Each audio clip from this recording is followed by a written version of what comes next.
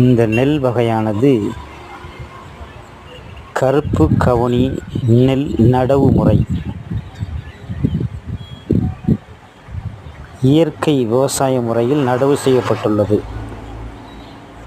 ரசாயன முறை இல்லாமல் இயற்கையாக நடவு செய்யப்பட்டுள்ளது.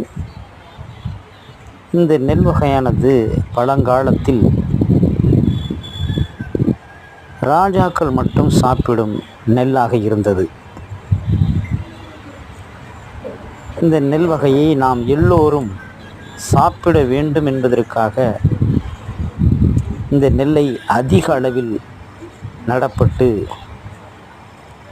இந்த கருப்பு கவுனி, பர்மா கவுனி என்று சொல்லப்படும் இந்த அரிசியை விநியோகம் பண்ணி கொண்டிருக்கிறோம்.